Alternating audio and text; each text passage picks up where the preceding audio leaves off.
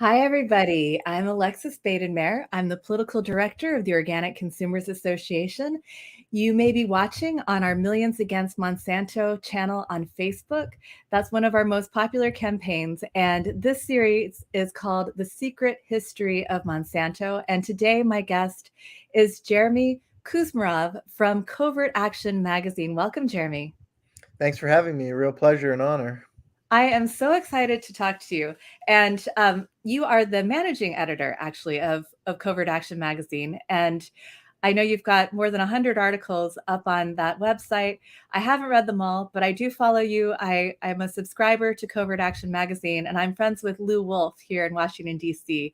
So I have a personal connection to Covert Action magazine. And let's see, where should we start? So I guess I want to do a little recap first on what we've done so far with our series, The Secret Military History of Monsanto. And actually, Jeremy, this connects to Covert Action magazine because the first person I interviewed was Mitchell Cohen, who published an article about Monsanto's invasion of Ukraine, an economic invasion. And that article was published in Covert Action magazine. And today, Jeremy, you and I will be talking about the bioweapons history of the US government and Monsanto's role in that. And I noticed that Mitchell has written also on that subject. So we'll probably have to have him back to flesh out this conversation. And then also, I interviewed Charlotte Dennett for our Planting Peace campaign. She was here in Washington, D.C. We did a live event from Busboys and Poets, and we talked about her book, Follow the Pipelines, but we also talked about a recent article that she had published in Covert Action magazine about the pipeline politics of the Ukraine conflict. So I really appreciate Covert Action magazine, everything you write and everything all of your authors cover. So thank you so much for the great work you do there. Thanks. I appreciate that. Yeah. So how long have you been with Covert Action magazine? It's about 2 years now. The magazine, restarted as a web magazine, I guess about 3 years ago. And then I was the first staff that they hired. Yeah. Nice. And I was looking at your bio. You are a college professor and a historian. Tell me a little bit about your background. Sure. Yeah. I did a PhD in American history at Brandeis University. My thesis was on the connection between the Vietnam War and the drug war. Oh, And wow. that kind of got me into the covert, netherworld. And I became more kind of an expert on that. And I did a follow-up study on the clandestine police training program during the Cold War, and I did a lot of research at the National Archive in College Park. Unearthed a lot about those programs because a lot of their records were actually declassified because it was run out of United States Agency of International Development, and I was able to also looked in the OSS record because a lot of the personnel had background in the OSS, which indicated their connection with the CIA. So, and I was also looking at the U.S. occupation of Japan after World War II, that actually set the groundwork for later police training program, like in Vietnam, that became infamous because of the abuses, like under the Phoenix Project. Wow. Wow. So there are so many topics that we could cover today, and I'd love to learn more about all these things. You've written a few books too. Let's go through the books that you've written so that people who get interested in various topics that we cover today can dig in and learn more. Sure. Well, my first book, was based on my PhD thesis, and it was called "The Myth of the Addicted Army: Vietnam and the Modern War on Drugs." Mm, And it looked at the media sensationalism about the drug crisis in Vietnam and how that led to the war on drugs. And mm, then the second book was "Modernizing Repression: Police Training and Nation Building in the American Century," which was a history of clandestine police training program during the Cold War, although mm, it rooted them in the earlier programs in the when the U.S. occupied the Philippines at the turn of the 20th century, and then occupied Nicaragua and Haiti. They also had police training programs that kind of set the groundwork for the Cold War period, which is too often, I think, viewed in isolation by yeah. historians. We should see a much longer arc of the American empire, which really started as a continental empire with the subjugation of the Native Americans, and then evolved into a global empire in the late 19th century. And we see a continuity in practices through the Cold War era and through today. And then my next book with John Marciano was called The Russians Are Coming Again. The first Cold War as tragedy, the second as farce, which looked at the history of the Cold War, going back to the U.S. invasion of Russia in 1917, which was really the beginning of the adversarial relationship with Russia. But actually, the U.S. and Russia had been good friends in the 19th century, and Abraham Lincoln, recognized the importance of having good relations with Russia. And even during the American Civil War, the Russians had sent a naval ship because the Britain and France were actually supporting the Confederacy because they wanted to sow disunion and break up the United States to weaken it.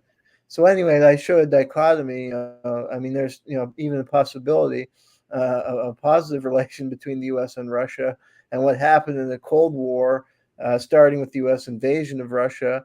And the book, kind of is like a lesson, like we should learn from the history of the Cold War, not repeat it. But of course, we're repeating it.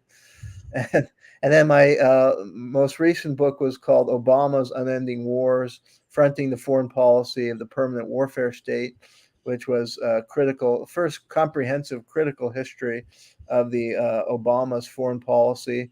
And it goes also into Obama's background, his family connection with the CIA, and how in his presidency, well, I think somebody said, congressman, I forget who said, they said Obama gave the CIA everything they wanted when he was president.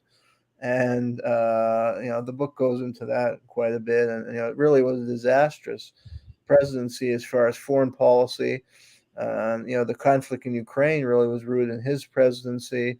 He was the one to pivot to Asia and really create a confrontation with China, abandoning the Nixon policy of cooperation with China, and the expansion of the drone war and the Afghan war and Libya and on and on. So Syria. So it's really a terrible presidency. I agree. I was mostly fighting Monsanto and fighting for GMO labels during the Obama administration, but it was a really interesting time because there was so much hope and hype around his election. And then the first thing I did to get geared up for a new administration is I looked at all of his cabinet members, and I was just appalled. Every single person was, just the worst kind of capitalist pig, right? And militarist. I guess the only person who I felt like might be a decent person was Shinseki, who was put in charge of the VA. But then that, of course, became a terrible scandal during his administration as well. And the Monsanto connection to Obama, of course, is that everything George Bush tried to do and failed because it seems like Democrats are so much more effective at serving corporate interests. What they always dot their I's, cross their T's. They get things right, and they make sure that they can't be challenged in court. In the Bush administration, they just were like, let's just do whatever Monsanto wants. Who cares? Slip, slap, put it all together. And then it could be challenged in court. The Center for Food Safety held back lots of new GMOs during the Bush administration. And then the Obama administration came in. They tightened up the program and pushed a lot of things through and did it through the courts, and then even ignored court rulings. So if the courts stayed, for instance, the planting of GMO sugar beets, Vilsack and the Obama administration just ignored it and let plantings go forward and just didn't enforce the law. So yeah, I agree that the Obama administration was completely lawless. And it's really important, obviously, to understand the Biden administration, to know the players in the Obama administration. You've probably written about Avril Haines and the connections to West Exec. There was kind of like, talking about deep state politics, kind of a continuum. You had folks in the Obama administration, they went into the West Exec consulting agency and then appeared again running the Biden administration. So yeah, crazy stuff. Any other books that you want to tell our audience about that you've written before we get into our topic today? Sure. Well, those are the ones I've written. I have a few I'm hoping to get published in the future. Yeah, one is on the Bill Clinton's presidency and his foreign policy, and also his background as governor of Arkansas and role in the Mina affair, where he was fronting for gun running to the Contras in Nicaragua when he was governor, and that kind of set the groundwork for his presidency, where he revitalized the CIA in the military-industrial complex when people like Robert McNamara was calling for a peace dividend. The radical Robert McNamara, who's Vietnam War architect, actually was sensibly calling for a peace dividend now that the Cold War is over. The U.S. could actually invest its taxpayer dollar in its own population, but Clinton slowly, basically, allowed for the revitalization of the military-industrial complex and was effective in framing wars of the 90s as humanitarian intervention, like in the Balkans, and then was promoting the myth about Rwanda and U.S. non-intervention when the U.S. was very much involved with Britain in supporting the worst faction in the Hutu-Tutsi conflict, the Rwandan Patriotic Front, and Paul Kagame, and sponsoring his invasion of Congo, which killed millions of people. So these are things I go into in that project, which is near completion. So it's kind of follow up because it gets at what you're saying about the Democrats, that maybe they present themselves in a smoother way, and in some area of domestic policy. Although with Clinton really was a Republican, and he admitted that he was in a meeting he once said we're Eisenhower Republicans basically. Whoa. So they're not even really advancing liberal policies domestically. I mean, he was the one to push the mass incarceration and gut the welfare program. So, but people somehow I don't know, think that these leaders are going to save the country from the evil Republicans, and as you said, they end up getting away with worse. So yeah, they really do. So does that Clinton book have a working title that we should be looking for? Well, tentatively it's called Before the Storm, Bill Clinton's foreign policy, and I'm starting to shop around for publishers. So Nice. Okay. Well, we look forward to that. Yeah, I just can't believe the brain trust that I'm sitting in front of and get to interview. So, Jeremy, this is such a pleasure. Today, we want to dive deep into the 1950s Cold War era of biological, radiological, chemical, and nuclear weapons. And one of the things that I learned recently, I have, oddly enough, in the work that I've done on the Millions Against Monsanto campaign, I've mostly chased current events. And it wasn't until the last couple of years that I started looking back into the history of Monsanto. Certainly others had written about this, but I personally developed a keen interest in this topic over the last couple of years. And one of the things that came out recently, or that I learned about recently, was the open air tests over US cities of biological and radiological weapons. And so Monsanto was definitely involved in that in the 1950s and 60s in the city of St. Louis. And I'm not exactly sure if Monsanto was involved in other cities yet, but I know that it's very strongly researched and supported. There's a book called Behind the Fog, and that's about the radiological weapons tests, open air tests over US cities. And there's some question about what was actually, there was definitely a radiological dust sprayed over US cities. There's some question about whether it was zinc cadmium or whether it was strontium 90. And like I said, I'm not sure if Monsanto was involved in all of these situations or just the one in St. Louis, which was so well documented in this book, Behind the Fog. But they were definitely involved in that.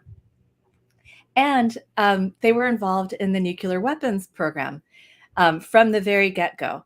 They were involved in the Manhattan Project.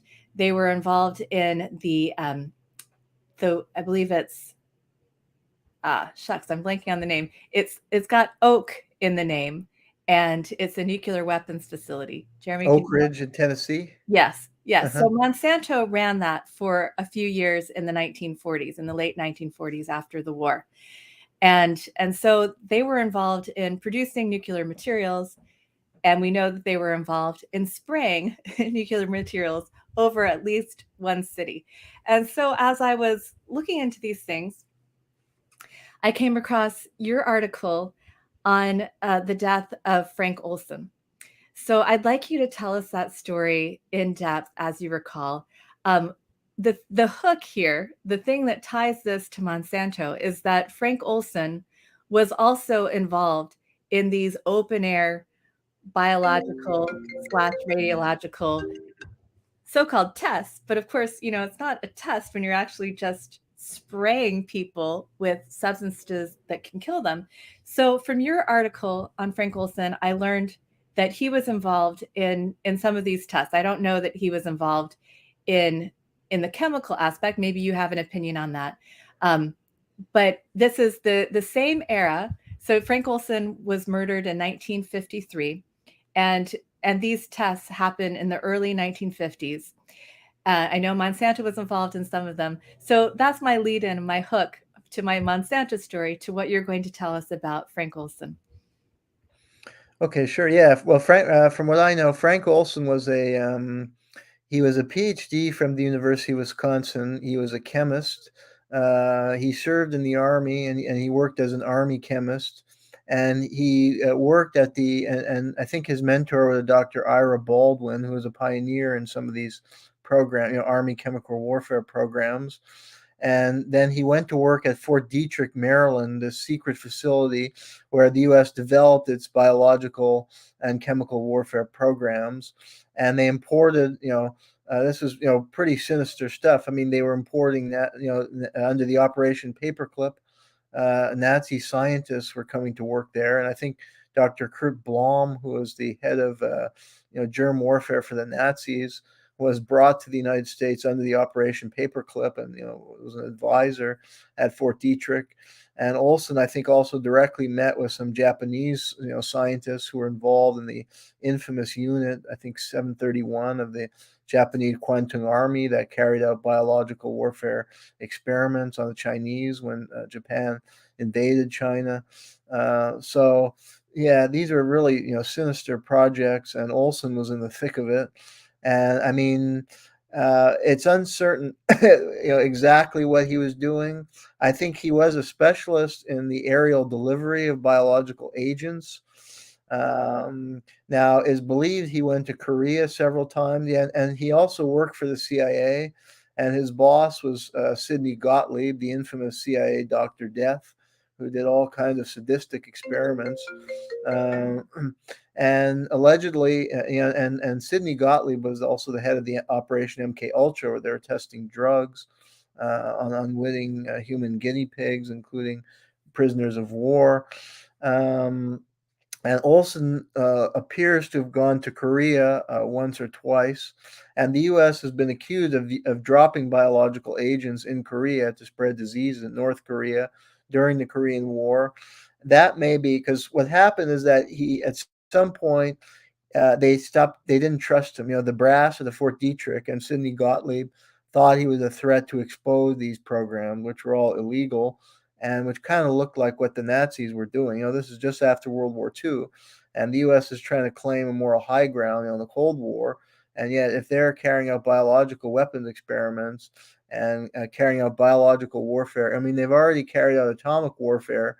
If they're caught carrying out biological warfare in Korea, this is not going to look good, in the international community, and they really will have no claim to moral high ground in the Cold War. So they had to keep these, programs secret and deny them, even though some pilots had admitted to it. But they tried to claim that they were coerced by the Chinese and brainwashed. When actually they provided very precise details that really only somebody who did that could have. They couldn't have made up the level of precision. Anyone who's analyzed those pilot reports has found that the level of precision was such that it would be impossible for them to make this up, even if they were under some kind of duress in interrogation. So, anyways, it's thought that Olson was going to spill the beans about the biological warfare program in Korea, and then what you were discussing, yeah, he was very likely involved in some of these secret tests on the American public that were never revealed to the American public, which was in essence being used as guinea pigs when they were releasing pathogens or radiation to test their effects on civilian populations, and it's not known how many people got sick because of that.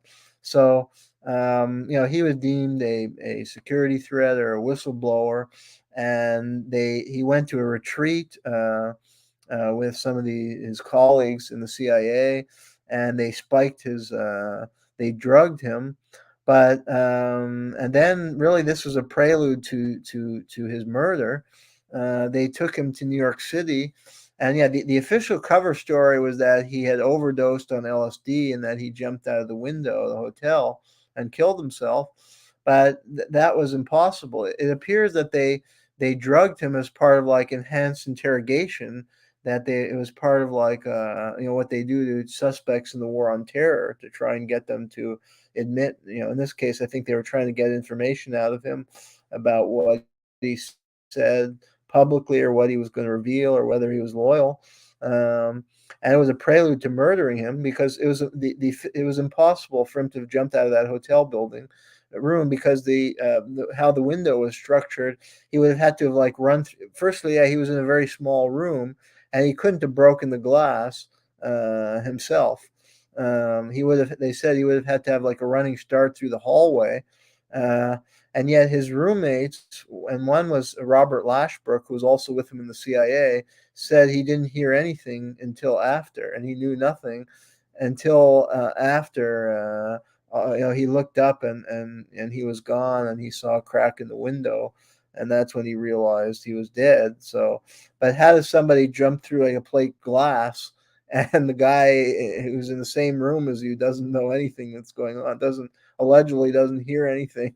And then he was caught on the phone. This guy Lashbrook called. His first call was not to the police; it was to Sidney Gottlieb to say, as part of this cover up. And then eventually, because Frank Olson had a family. He had young kids at the time, and his wife was really distraught.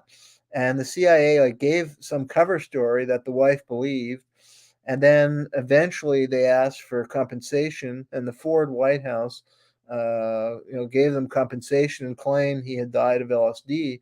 But then when his wife died sometime in the early '90s, the sons, were suspicious about what had happened, what really happened to their father, and they ordered a forensic investigation, and they hired a top, forensic specialist. So they unearthed the body, and they found that the cause of death was not caused by the fall, uh, and that there was no glass in him, so he couldn't have jumped out the building. The cause of death was blunt force trauma to the head. He had been hit and struck with a bar over the head, and that's how he was killed. And then he was thrown out the window. And there were eventually the identity of two of the assassins became known. They were these Corsican mafia guys, or French mafia that worked with the CIA.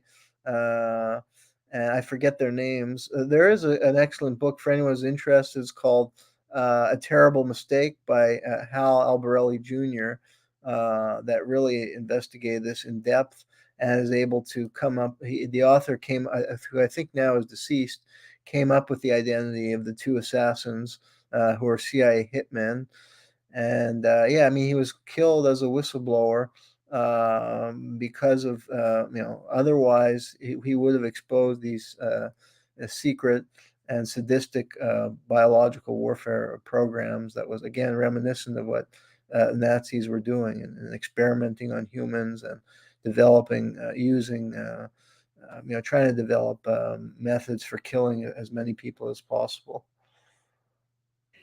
Wow. Well, it's bad enough that it's very clear. I mean, it's not disputed anymore that the CIA killed Frank Olson. I don't know. The government hasn't exactly admitted it, have they? In the Ford administration, there was an apology offered, or how did it come? Did they eventually admit that the CIA killed Frank Olson? Well, the Ford administration paid the family, I think, $750,000, but they claim that he had been drugged with LSD, and that caused him to jump out of the building, and that he had been administered the LSD at this retreat a few days before he jumped out of the building. But that was really a cover story, and that had the added effect of that relates to my work on the war on drugs, because like Yeah. they spread all these rumors about drugs. Like, I mean, LSD actually, there are very few cases, if any, where somebody took LSD and jumped off a building. LSD has various effects, but it doesn't really induce people to commit suicide. And yeah, I mean, people's experience with drugs tend to depend on their frame of mind when they're taking the drug. So, if they're already suicidal or terrible shape, then they may have a terrible experience. It may be enhanced by taking the drug, but the drug is not going to cause somebody who otherwise fine to just go kill themselves or do something crazy. So, the government had a longstanding agenda of trying to demonize drugs, make them seem worse than they actually were, to support the war on drugs, the draconian legislation that they were passing, part of the war on drugs, that now almost everybody acknowledges has been a disastrous public policy that's caused mass incarceration, and the international arena has been ridden with contradictions and failure. So it killed two birds with one stone. They could, kind of save face on the Olson killing by blaming it on drugs and further their agenda in the war on drugs. But then again, this was in the 70s. I don't think the government has made any statement since, although the Manhattan district attorney did change Olson's cause of death from suicide to unknown. So officially, the cause of his death is unknown. But again, the forensic investigation revealed the cause of death as being blows to the head. So that would indicate he was murdered and then thrown out of the hotel. Wow. So there hasn't exactly been justice even on that point of the CIA murdering Frank Olson. I did watch the movie Wormwood. Have Hmm. you? Yeah. So this I there's watched. Yeah, that was it spotlighted the story of his son and his effort to learn the truth about his father. Yeah, it's a very poignant story, and how the son has spent years trying to uncover the truth, and I think it caused the son to go a bit insane. I think he had to give up a very promising career because his son was very well educated, a Harvard graduate, had a successful career as a psychologist, but I think he became obsessed with what happened to his father. And as he investigated more, it led down more dark trails, and I think it sucked him in, and he started slowly kind of going insane himself. But he really got to the truth in the end, pretty close to it. Yeah, I guess the only thing that confirms it in that documentary, that's an Errol Morris Netflix series, Wormwood, and Cy Hirsch, who the New Yorker writer, covered this issue for a long time. I've got Cy Hirsch's book, Chemical and Biological Warfare, from like I think it's from 1968. So this was a topic that Cy Hirsch knew a lot about.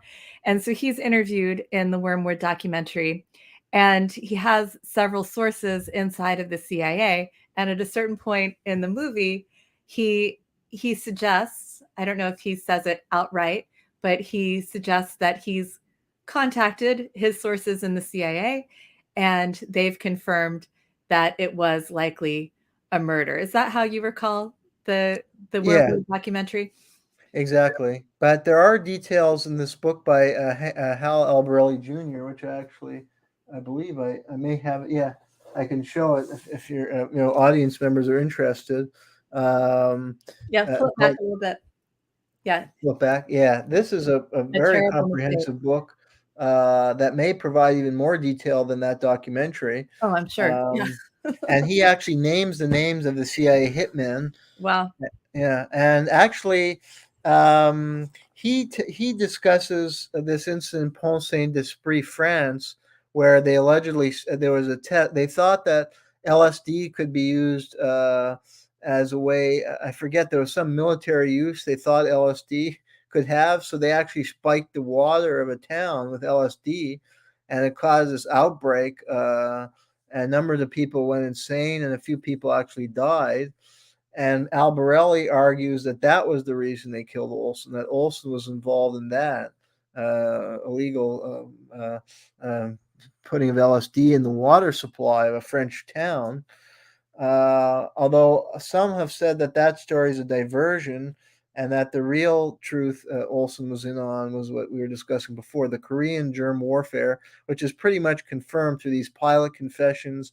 And also, an Australian journalist named Wilfred Burchett, who was the first Western journalist on the scene in Hiroshima and Nagasaki, also exposed the use of germ warfare in the Korean War by the United States.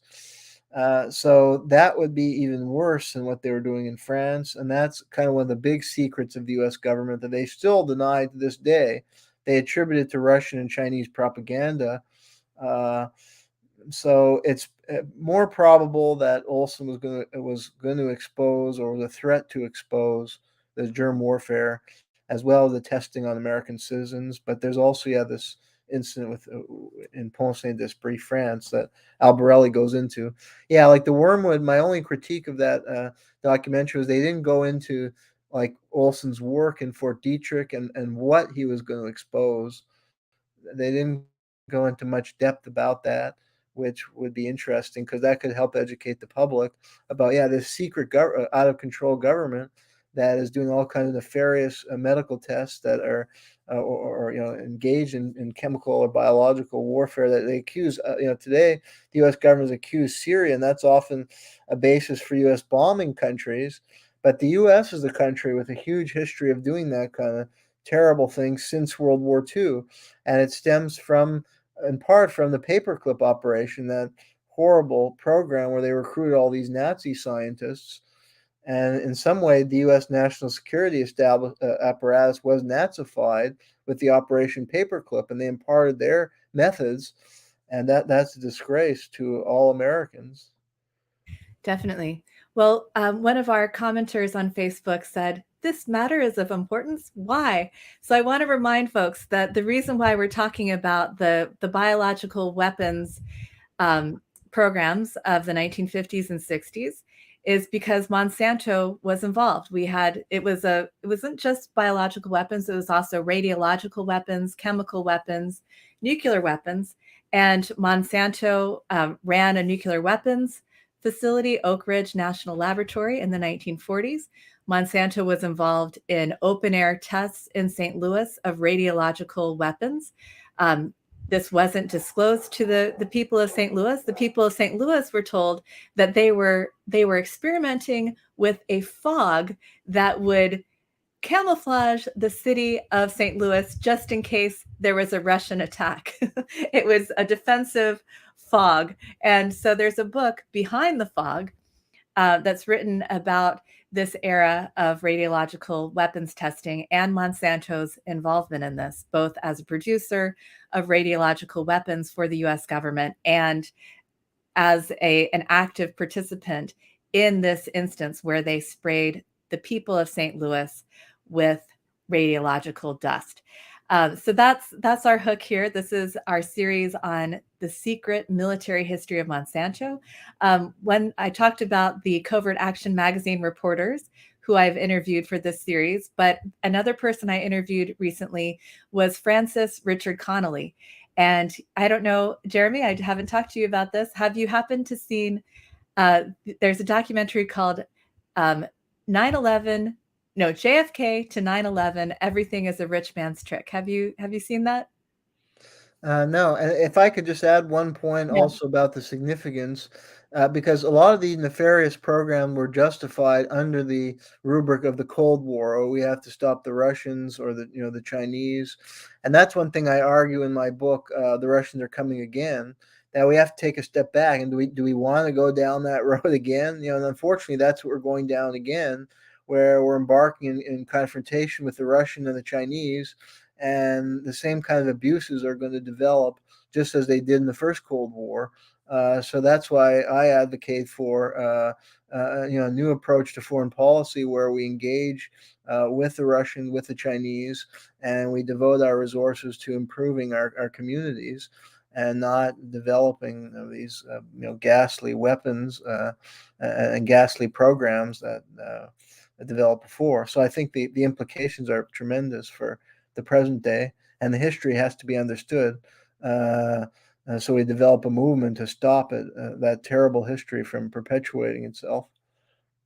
Yeah, I'm 100% with you. I think it's impossible to understand current events without understanding our history, and our history is very well hidden, because most of the documents that, to figure out what happened in incidents like the death of Frank Olson, it's very, very difficult because the government has kept these things secret. Or, for instance, Monsanto's involvement in the spraying of radiological weapons over the city of St. Louis. These aren't easy things to uncover. They're not in the history books. Minerva says, we are too many people to educate, and only few people want to know and be educated on this matter. The United States is all under pills for anything and everything, brainwashed. It's hard to disagree with that, Minerva.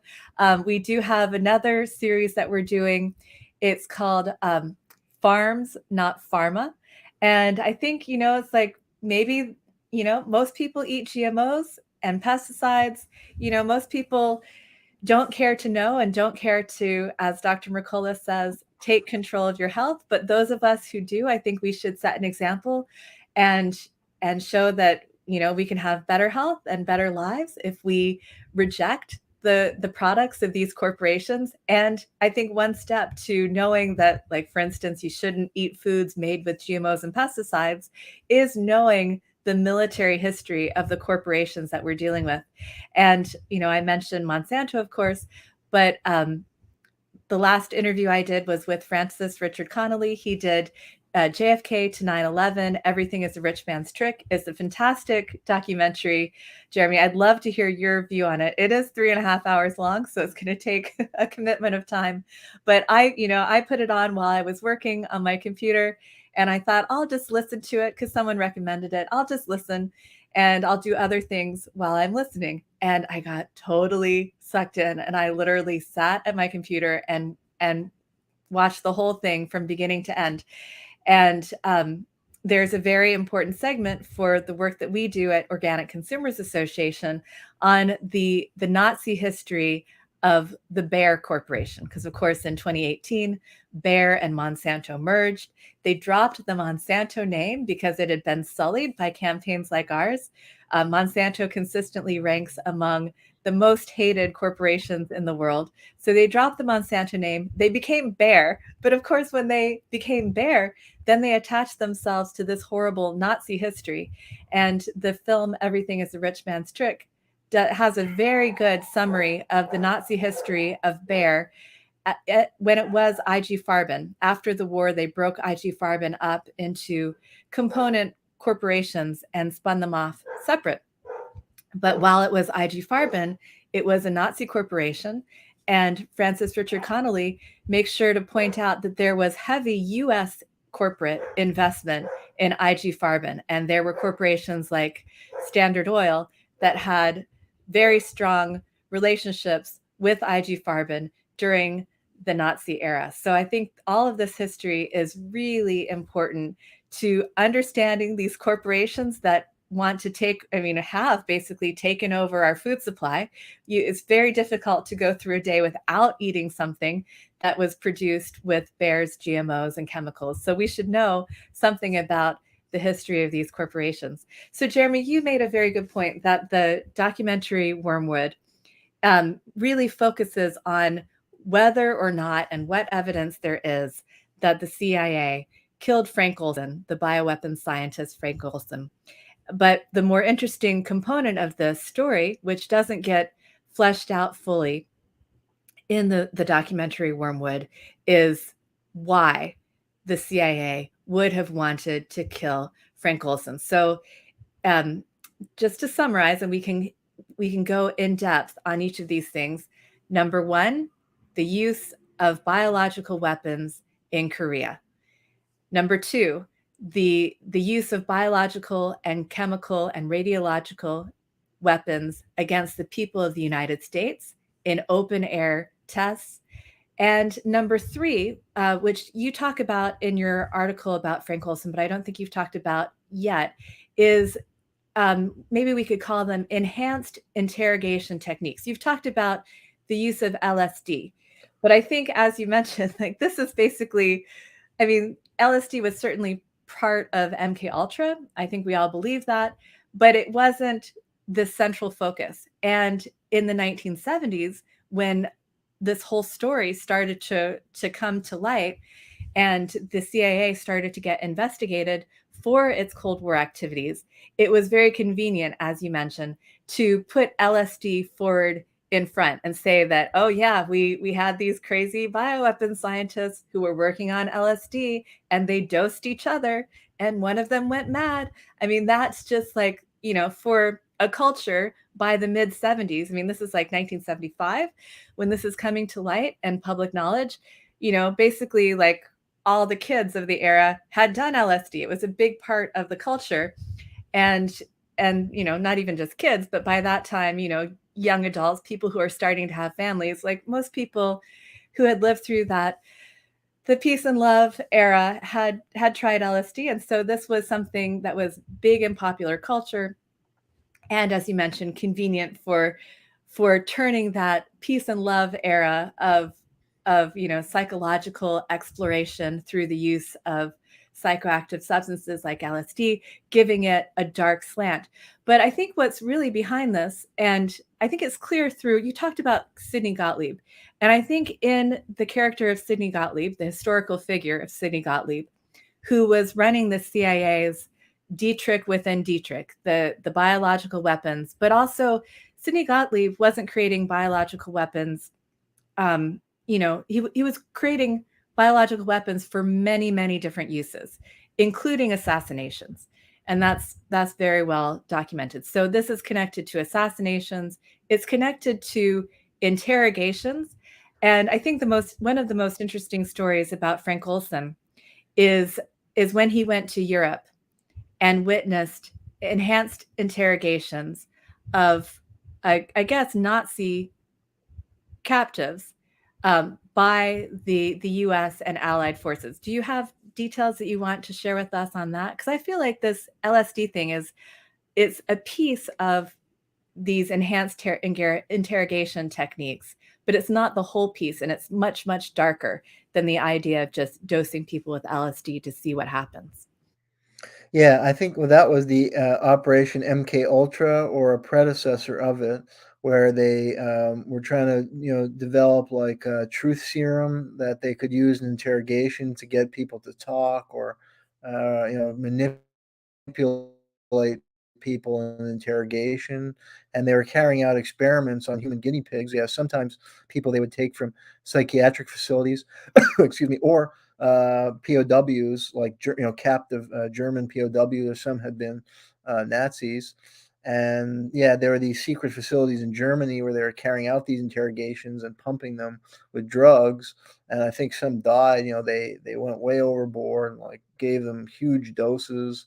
And yeah, I mean, you're getting into like Mengele territory where I mean, even though they are POW, there are laws on the treatment of POWs. And I mean, humans are not, there are laws on carrying out medical experiments on human beings. And that's what they were doing. They were giving huge doses, and then they had to kill them after, or they were giving them so much that they would die. So people got killed out of this, and others went insane. Like they gave they gave people so much drugs, and they carried out some very unethical practices on the human guinea pigs, that a lot of them had major psychiatric problems after. Uh, so yeah, Olson was privy to this. He was privy to all these dark secrets, the biological warfare, the MK Ultra, and all this was justified under the Cold War. Yeah, and they claim that the Chinese had developed brainwashing techniques, that they had to counter that. But actually, it's never really been established that the Chinese had brainwashing techniques. They did promote re-education, like American prisoners of war in the Korean War underwent a re-education process where they would have to listen to lectures on communism, stuff like that. But that's really not the same as brainwashing. And there were some Americans who defected to China, mostly Southern African Americans who didn't want to return to Jim Crow, and they could pursue education in China. So, but the CIA framed it that they had been brainwashed and they went to China, and so that was how they justified a lot of these programs and efforts to develop their own brainwashing techniques and develop this Operation MK Ultra. And that, of course, leads to conspiracy theory, like with Timothy Leary and how the hippies got onto drugs. They say that Leary had probably worked for the CIA himself. He was the guru of LSD. He was calling on the youth of the '60s to tune in, turn on, and drop out. And he had actually worked for the CIA and was a specialist in human manipulation of the mind. And he had developed like personality tests. He was a very smart guy. He had developed personality tests when he taught at Berkeley know and anything Harvard. about this. Yeah, go And on. that was because that was a serious political movement. But once they started taking drugs, they just kind of went off into another world of sex, drugs, and rock and roll, and they were less political. It could have been a formidable political movement that could have developed a new party in the United States. Like the Canadian NDP with an anti-imperialist position that really could have made some changes in the political structure. But instead, they got diverted. So many people feel that this was all a CIA project to destroy the substance of the student movement of the '60s. Definitely. Okay, so give me the details on Timothy Leary. So, Errol Morris did another documentary. I don't know if you saw this one. It was about one of Timothy Leary's girlfriends, and the premise is that she may have been used by the CIA or the FBI to lure Timothy Leary back in when he had escaped the United States, escaped prison, right? I don't Yeah. remember. The He has Weather a great Underground, I think, story. helped him get out of prison. Yeah. Yeah. While you're talking about what you know about Timothy Leary's CIA connections, I'll find the name of that other Errol Morris Oh, documentary. I didn't know they made a film. I actually once, I think I read her memoir. I didn't know they made a film, but I'd love to Yeah, watch the film. it's based on her memoir. Do you remember the Oh, name of the woman in her her memoir? first name is Joanne. I forget her last name. That was his girlfriend. Yeah. Yeah. Yeah, Okay. because So Leary CIA. had yeah. But yeah, because like the odd thing about him is he may have made he was himself in jail, then he may have been tortured in jail, and then he made some kind of bargain because when he got out of jail, he never said anything again about LSD, and he never said anything about politics, and he got into computer. In the last decade or two of his life, he was in on the computer revolution, and that was his focus. And people are suspicious that from the beginning, though, he could have been, he came out of that milieu of the CIA because he was I think he came from a fairly well-off family. He was always kind of rebel, but he was very intelligent. He became a professor of psychology at the University of California at Berkeley. He developed personality tests that the CIA used and ways to judge personality. And then he was appointed at Harvard. And then he started getting involved in LSD experimentation. But it's possible that he had some connection with the Operation MK Ultra. And then he was fired from Harvard for he was using undergraduates for testing of LSD, and he presented LSD as this kind of truth serum and this kind of magic drug that would, cause that the young generation, should turn on to LSD and kind of repudiate, conventional lifestyle. And then he, set up a commune in New York. I think he was, he had a lot of money, so he bought a huge mansion in New York State, and he carried out these LSD experiments, and a lot of the hippies gravitated there. And but he was again, this was kind of diverting them away from political activism into just this kind of lifestyle of sex, drugs, and rock and roll that didn't really have any political consequences or impact, and it diverted them from serious political activism and organizing, the American working class for a socialist government or for an end to the Vietnam War and principles of anti-imperialism. They kind of rejected that to live on these communes, his followers. And so that's where the suspicion is that he had this past connection to the CIA. The CIA was the one under MK Ultra who first promoted LSD as a potential, truth serum or magic drug, and then he took that up and kind of spread it among the young people. And then he had some odd odyssey, like he was jailed for, I think, trying to cross the border with drugs, and he was given a long sentence. And then the Weather Underground helped him escape, and he went into he traveled in Europe and Afghanistan. He met this young woman from Portugal who I think was a beauty queen or something. But then, he was, when he went, eventually they caught him. But then, again, there's suspicion about her and also about him, especially because when he got out of jail, then he stopped entirely his political activism, got into computers, and I think he did a road show with G. Gordon Liddy, for money to, he was the conservative Liddy, and Leary was the ex-hippie. But I don't know. This all kind of, again, diverted people from serious political activism. So Yeah, and I'm susceptible to this, but these stories sort of divert us, I think, from the darker sides of what the CIA and the military were doing with these mind control experiments. But just to wrap this little piece up, the Errol Morris documentary on Timothy Leary and Joanna Harcourt is called My Psychedelic Love Story. Is that also the title of her book, My Psychedelic Love yeah, Story? Okay. I don't know if that's the title, but it sounds familiar. Yeah. Yeah. So, so I was about to segue into the darker aspects of this. We talked about how Frank Olson spent some time in Europe involved in enhanced interrogation and perhaps mind control experiments on prisoners of war in Europe after World War II. And that some of these experiments, I don't know, I guess experiments really isn't the right word when we're dealing with actual people and actual people die. But in what they were doing with these enhanced interrogation techniques, he may have witnessed the death of people who were subject to this.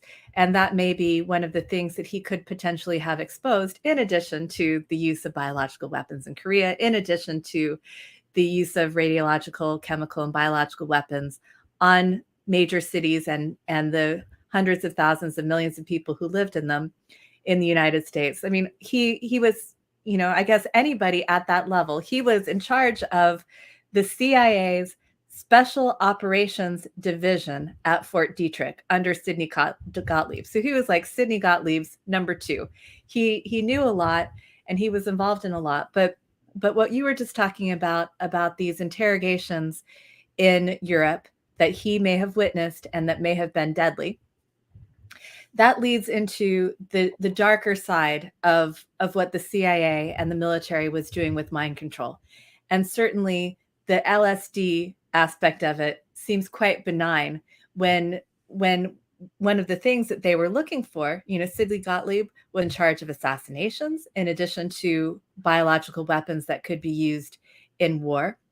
And the CIA and the military at this time were also in search of Manchurian candidates. And of course, that's someone who can be mentally manipulated, brainwashed, tortured into committing crimes, perhaps without even their knowledge. I guess the most well-known person for this situation is Sirhan Sirhan, the alleged murderer of RFK in 1968, right? So, Jeremy, you've written about the assassination of Robert F. Kennedy, and so does that connect for you to this era, the Sidney Gottlieb era of the CIA, and how these the use of LSD as part of MK Ultra may have been not so much just to see what happens, see if it can be used as a truth serum, but it could have been involved in a darker side, the idea of breaking someone through torture and then being able to control someone who has been broken, even to the extent that they could be used as a murderer, a Manchurian candidate in an assassination of a presidential candidate. Yeah, I think that's one thing they were trying to develop under the Operation MK Ultra and through some of these experiments that they were carrying out on POWs or human guinea pigs. And the case of Sirhan, yeah, perhaps it bore fruition by the 60s. They had perfected perhaps some of these methods. And, Sirhan exhibited signs that that was the case. I mean, he didn't, he shot Kennedy twice, although what's clear is that Kennedy was shot. There were at least 10 bullets. Sirhan fired, I think, 4 bullets from his gun, 2 in the direction of Kennedy. But the fatal bullet that killed Kennedy was from behind his ear. Sirhan was in front of him uh, and at a certain distance, where there was a fatal bullet that struck Kennedy from behind in the back of the head, in the back of his ear. So Sirhan couldn't have been the principal killer of Kennedy. It's thought that he was a diversion, that the killers had gotten away because he fired the first shot. So Kennedy's bodyguards went and tackled him, and everybody thought he was the shooter. But there were many other bullets discovered, and again, that bullet behind the ear. And then, Sirhan was exhibiting all kind of odd behavior. Like when he was in the police interrogation, he was like very chatty, and normally the police suspect who's done something like that, or facing the rest of his life in jail, is extremely nervous, or looks manic or psychotic. Sirhan was extremely calm.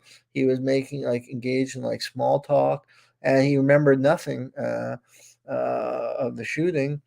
And that it appeared to indicate, and they felt that it was genuine. Somebody could easily feign that they don't remember, but the police were kind of baffled by his behavior and actually believed that he didn't remember anything.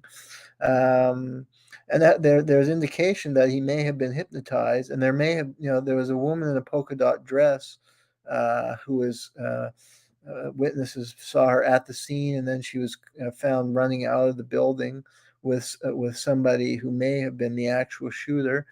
And it's thought that she was possibly the trigger that set him off under his hypnosis, that when he saw her, that was a signal to shoot. And like Sirhan had been apolitical. The other thing is there was no real motive for him. He had been apolitical. Then they later found some journals, but those journals appeared to have been manufactured, and they kind of fabricated a motive about the Israel-Palestine conflict because Sirhan was Palestinian. His family had been uprooted, and then he grew up in Jordan.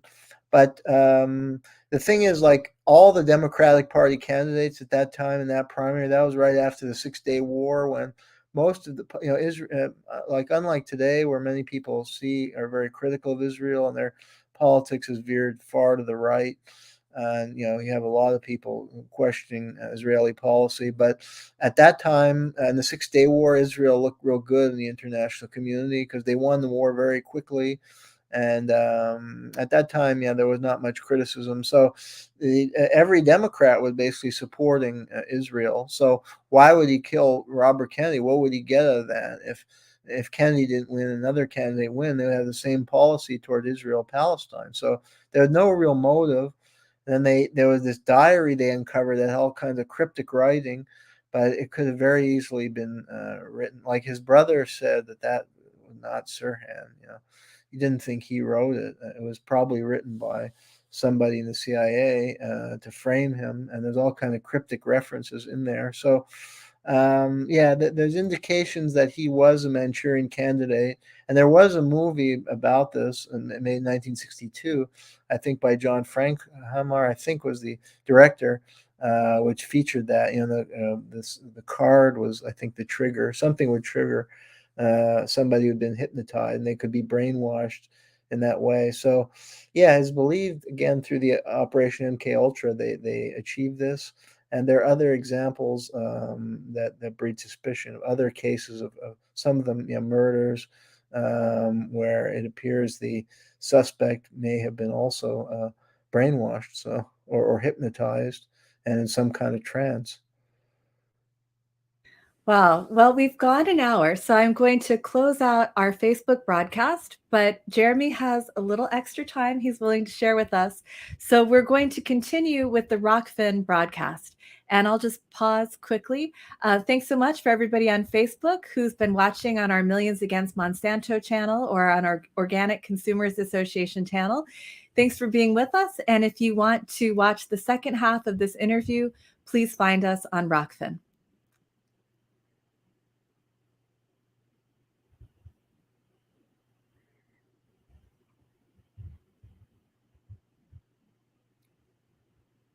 Okay. Can I take a break for 1 second? Yeah, sure, go ahead. Okay, I'll be back in 1 minute. Yeah. No problem. So thanks